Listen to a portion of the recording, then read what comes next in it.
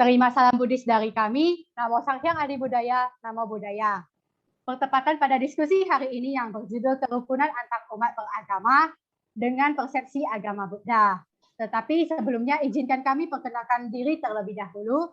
Saya Angeline dengan NIM 210-6037 selaku moderator pada diskusi hari ini. Perkenalkan, nama saya Aiko Chai sebagai narasumber dengan nomor NIM 210600047. Perkenalkan, saya Jeki Tandelin sebagai narasumber dengan NIM 210600048.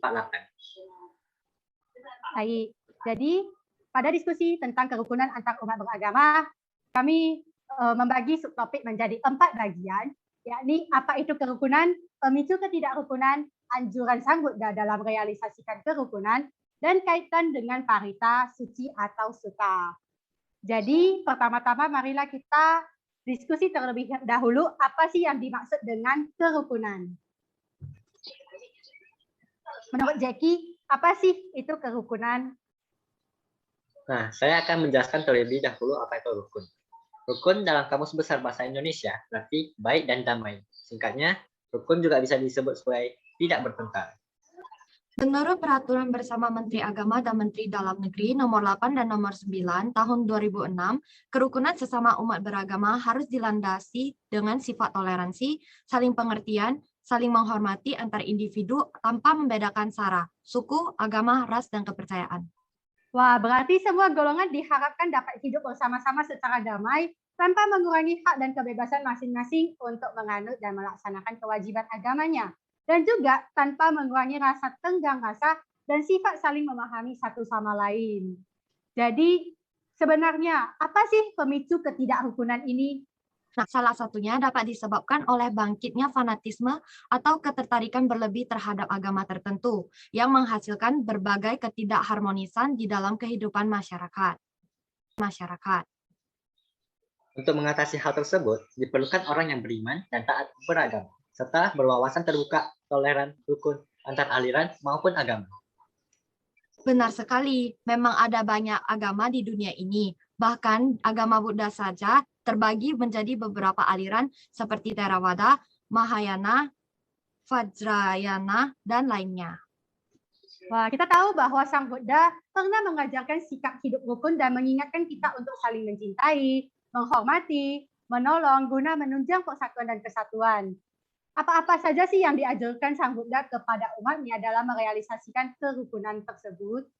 Berdasarkan Sutta Anguttara Nikaya 3, 288 sampai 289, terdapat 6 dhamma. Yang pertama, umat agama dianjurkan untuk memancarkan cinta kasih atau metta dalam perbuatan sehari-harinya.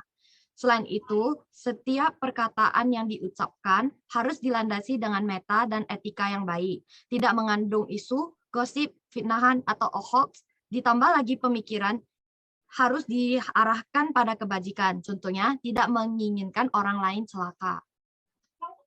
Wah, seperti yang disabda oleh Buddha pada Dhammapada 3 dan 4, ia menghinaku, ia menyinggung perasaanku, ia menyalahkanku, ia merugikanku. Bagi siapa yang selalu berpikir demikian, maka keresahan, kebencian, kemarahan akan pada dirinya. Tetapi barang siapa yang tidak berpikir demikian, maka ia akan tetap tenang, sabar, dan tidak akan melakukan tindakan kekerasan. Maka dari itu, penting untuk mengamali nasihat ini untuk menghindari disintegrasi antar agama dan menjaga kerukunan untuk hidup bersama. Selanjutnya, Buddha juga menganjurkan ketika seseorang menerima buah karma yang baik dan kebahagiaan, maka diharapkan untuk berusaha tidak serakah dan membagikan kebahagiaan tersebut pada orang lain. Nama lainnya yaitu melaksanakan moral atau sila, etika dengan sungguh-sungguh dalam pergaulan masyarakat, sehingga tidak berbuat sesuatu yang melukai perasaan orang lain.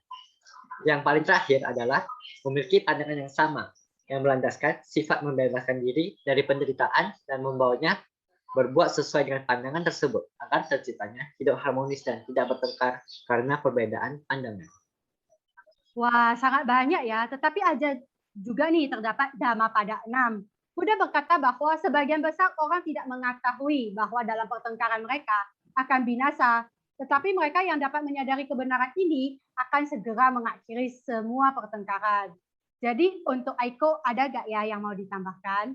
Ada dong, sangat penting untuk selalu hidup berlandaskan Pancasila atau dengan melatih diri menghindari pembunuhan makhluk hidup, pengambilan barang yang tidak diizinkan, perbuatan asusila, berucap kata-kata yang tidak benar, mengonsumsi makanan dan minuman yang dapat menyebabkan lemahnya kesadaran.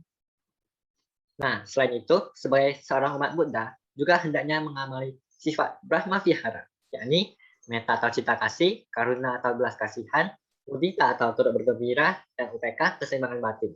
Jadi, dengan mengamali Brahma Vihara, rintangan sosial dapat diruntuhkan. Komunitas yang harmonis dapat dibangun dengan dorongan persatuan dan persaudaraan untuk melawan sifat individualisme. Wah, benar sekali sih. Selain itu, toleransi antar umat beragama juga sangat penting. Apalagi kita hidup di Indonesia sebagai bangsa beragama, masyarakat tentunya harus membina sifat saling toleransi dengan tidak mencela atau menghina agama lain, mengganggu umat beragama lain saat beribadah, dan saling menghargai walau berbeda kepercayaan. Jadi tidak hanya ya di dalam peraturan negara bahwa yang memiliki aturan hukum untuk saling rukun, tetapi dalam agama Buddha juga ada loh mengajarkan umatnya untuk saling toleransi, menyebarkan cinta kasih, dan saling menghargai untuk mencapai kerukunan antar umat beragama. Bener banget. Wah, udah selesai nih. Sekian dari pembahasan dengan topik kerukunan antar umat beragama. Terima kasih. Semoga bermanfaat. Sampai jumpa kembali. Namo Buddhaya. Namo Buddhaya.